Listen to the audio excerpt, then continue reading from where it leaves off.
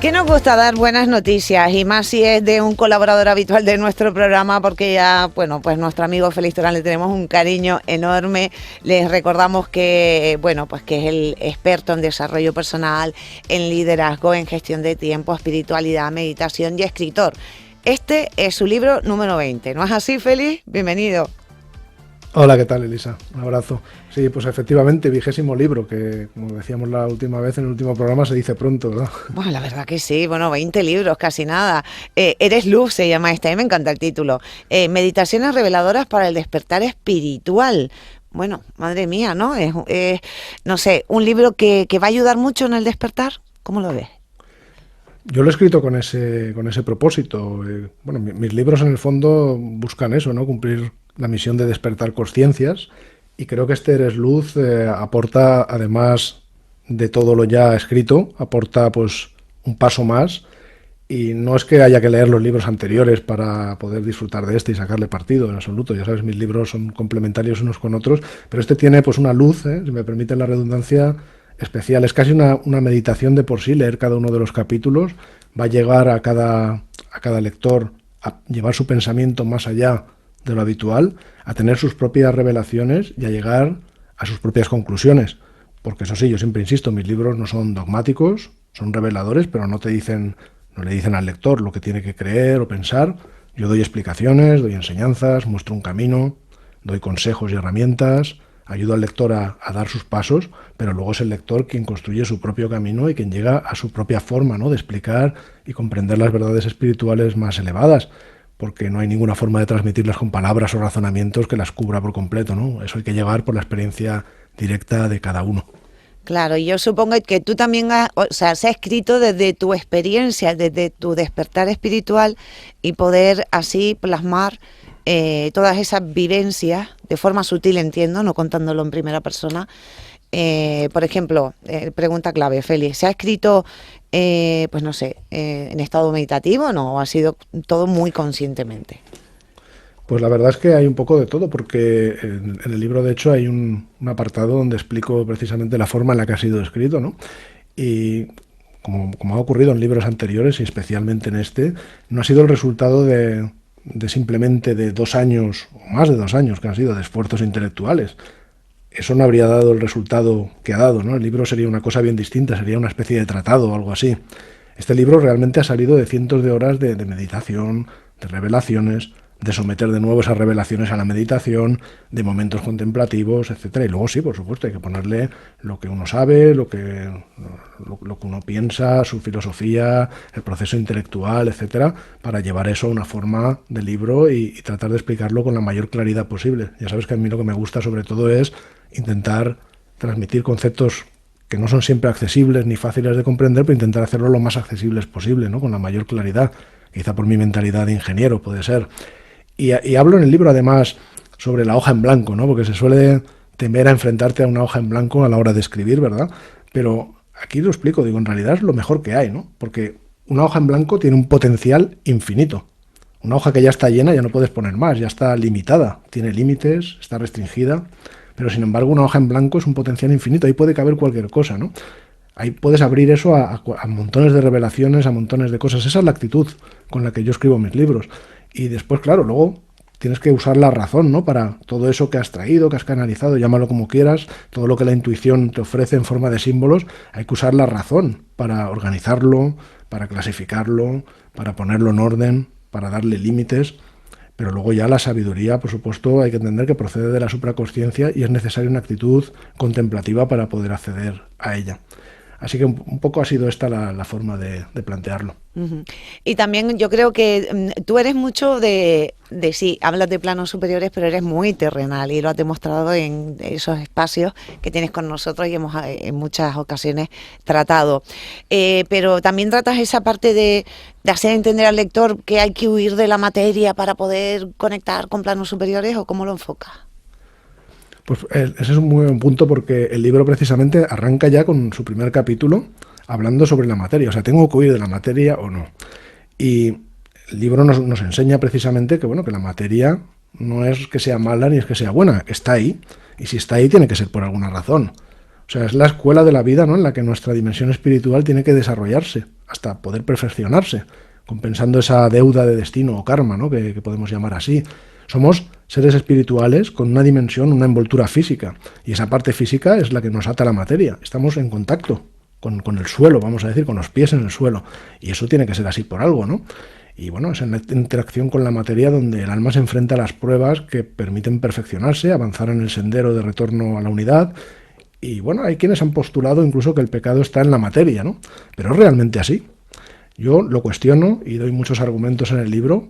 Por supuesto, el lector llegará a sus propias conclusiones, pero el libro desarrolla este asunto en profundidad y permite que el lector lleve el pensamiento mucho más allá de lo habitual y se cuestione muchas cosas que le aportarán muchísima luz. Debo decirte también que la forma de escribirlo lo he basado, como hice en El maestro interior, en mi anterior libro, en un personaje que el lector puede construir como desee, lo puede visualizar y darle el tipo de entidad que desee, pero que aquí le llamamos el guía interior, ¿no? Es una forma de comunicar en la que no soy yo como personalidad quien se apropia de la sabiduría, ni escribo desde el ego, sino que la sabiduría yo la elevo, la pongo en la boca del guía, ¿no? Yo me pongo más como un comentarista que aporto después matices, explicaciones, razonamientos a lo que el guía ha transmitido de alguna manera, y el guía representa precisamente ese conocimiento que no se puede explicar con palabras, que viene de esas revelaciones, ¿no? En estados meditativos, entiendo, ¿no? En ese momento de total conexión, ¿no? De total conexión con lo que no vemos. Es que me gustaría que lo explicara a los oyentes, Sí, porque efectivamente. claro, a muchos les cuesta mucho entender todo esto de decir, pero ¿cómo va a ser si yo tengo un cuerpo vivo aquí en la Tierra, en este plano? Pero ya está comprobado, Félix, que los que practicamos meditación sentimos cosas, ¿no? Y tenemos esa Claro. intuición mucho más alta. Efectivamente, y si el capítulo 1 del libro precisamente nos habla de que sí, tenemos un contacto con los pies en el suelo, vamos a decir, y sirve para algo, pues por otro lado hay dos capítulos, el capítulo 2 y el capítulo 3, que nos dicen, atención, tienes la cabeza en el cielo, somos seres mediadores entre lo superior y lo inferior, tenemos los pies en el suelo y la cabeza en el cielo. No vayamos al materialismo de reducirlo todo a que solo existe la parte material, porque nos estaríamos dejando la otra parte. Esa es una consideración a tener en cuenta. Y esos dos capítulos, el capítulo 2 y el capítulo 3 del libro, nos enseña cómo abrir la puerta a los planos superiores y, por supuesto, el rol que juega la meditación en todo ese proceso. Y estos capítulos son muy reveladores y aclaradores en ese sentido, porque nosotros hablamos de meditación, pero sí, luego te metes en ese mundo y ves que los términos son un poco más complicados y se mezclan y se crean confusiones con mucha facilidad. No es lo mismo, por ejemplo, la contemplación, la concentración, la meditación, la visualización, la oración, ¿eh? Como puedes ver, esto tiene sus diferencias y tiene sus matices. Quiero decirte, respecto a tu pregunta, cómo conectar precisamente con todo eso superior, pues siguiendo ese orden lógico, hay un cuarto capítulo que nos habla precisamente del nivel mental. Es decir, de lo que está en la mente concreta, en la mente intelectual, lo que solemos llamar mente y que más usamos en el día a día, el razonamiento, la lógica, pero el capítulo te lleva todavía más allá, te lleva a qué es lo que te da la facultad de pensar. Eso es lo que podríamos llamar la mente superior. Y cuando hablamos de esas revelaciones, etcétera, estamos hablando un poco de la conexión con ese nivel, ¿no? Para conectar con ese nivel, sí, tienes que empezar primero con la mente inferior, vamos a decir, con la mente concreta, con el razonamiento, la lógica, la inteligencia. Pero atención, eso sirve para provocar que te hable de alguna forma la mente superior. Y el puente que une esa mente inferior con la mente superior es la intuición. Por eso la intuición es tan importante. Y por eso esas revelaciones que decimos aparecen en forma intuitiva, ¿no? No aparecen en una forma racional, sino más bien irracional. Pueden ser símbolos, números, voces. Cada ser humano pues es un canal con esa mente superior que funciona mejor o funciona peor, y nadie es superior a nadie en ese sentido. Quiero decir, todo el mundo puede llegar a desarrollar ese canal, y precisamente la intuición es la vía. Es decir, ser intuitivo es muy importante, no hay nada nuevo que crear, porque la intuición ya la tenemos dentro, somos todos seres muy intuitivos, solo que nos hemos separado de ese aspecto, y hay que retomar ese terreno, hay que recobrar esa capacidad intuitiva que tenemos por naturaleza y que nos permite conectar con esa mente superior de una forma de lo más transparente y normal, ¿no? Y bueno, pues en el libro se habla mucho sobre eso, y obviamente la meditación juega ahí un rol esencial. Claro. También puede ocurrir, Félix, que alguien puede experimentar un llamado interior hacia, no sé, hacia el despertar espiritual, aunque no sabe cómo explicarlo. Este libro puede ayudarle, ¿no? Es decir, oye, estoy sintiendo algo dentro de mi interior que me dice que tengo que sentir mucho más fuera de lo terrenal, pero no sé cómo explicarlo. Desde luego. Este libro, además, es uno de los propósitos que tiene, ¿no? Darte esa explicación, de manera que tú le pondrás las palabras que tú quieras, lo ordenarás como quieras, lo llevarás a tu propio terreno, ¿no? Como ser único que eres, pero hay una serie de cosas que se suelen confundir o que no te atreves a preguntar, y yo en mis libros intento solucionar eso, quiero decir, hablar de algunas cosas que es muy difícil hablar, pero intentar ponerlas de una manera sencilla, accesible, y sin decirte lo que tienes que pensar y sin decirte esto es así porque lo digo yo, pero te doy los elementos para que llegues a tus propias conclusiones y a que pongas todas las piezas, por lo menos en el buen orden, sin crear mezclas innecesarias y, bueno, sin desviarte precisamente del tema. Y sobre esto hay un capítulo, por ejemplo, relevante, que es el capítulo 8 del libro, que nos hace reflexionar sobre los seres espirituales. Porque, claro, no debería extrañarnos que existan, pero está muy bien hacerse la pregunta. ¿Por qué no deberían existir los seres espirituales si nosotros acaso no somos un ser espiritual? Somos un ser espiritual, solo que estamos rodeados de una envoltura física, en contacto con la materia, como decíamos al hablar de capítulos anteriores. Así que este capítulo nos lleva a pensar mucho más, pero también podrían existir los seres espirituales que no tienen contacto con el mundo material, es decir, los seres espirituales que no están revestidos de una vestidura física, ¿no?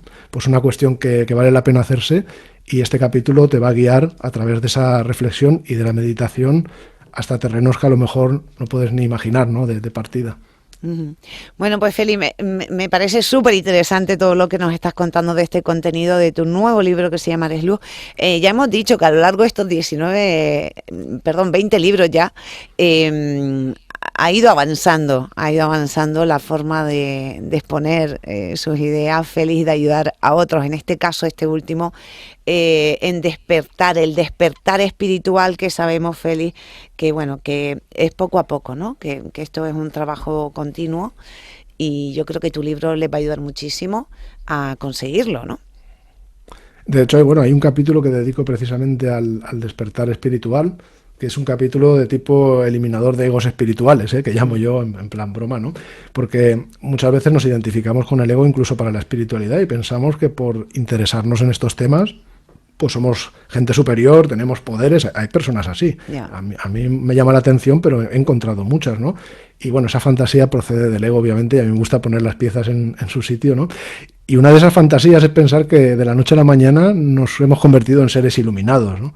Quiero decir, esto no es imposible. Han existido seres iluminados que han pasado así de la noche a la mañana, pero no es nada frecuente, créeme. Ojalá lo fuera, porque entonces el mundo no estaría como está, estaría lleno de seres iluminados, y no es el caso, ¿no? Exacto. Pero lo que aprendemos en este capítulo es que el desenvolvimiento espiritual se trabaja dentro de nosotros y que funciona de manera evolucionaria, no de forma revolucionaria. Funciona con trabajo, con paciencia, con disciplina, con empeño, y los resultados al principio ni siquiera se ven ahí fuera.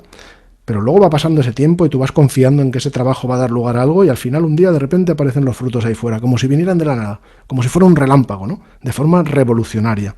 Y esto es lo que quiero transmitir. Cuando tú ves a alguien que alcanza la iluminación de repente, suele pasar de repente, pero no es que acabe de ocurrir de repente. Ese es el efecto que procede de una causa que se lleva creando durante mucho tiempo dentro de ti, de manera evolucionaria, a través de mucho trabajo. Y esto también está en el libro. Bueno, pues yo lo que invito a todos los oyentes que se hagan con este libro, el nuevo libro de Félix Torán, que se llama Eres Luz, Meditaciones Reveladoras para el Despertar Espiritual, de Ediciones Luciérnaga. Así que, Félix, gracias por habernos contado un poquito más sobre tu libro y muchos éxitos. Muchísimas gracias, un abrazo. Un abrazo.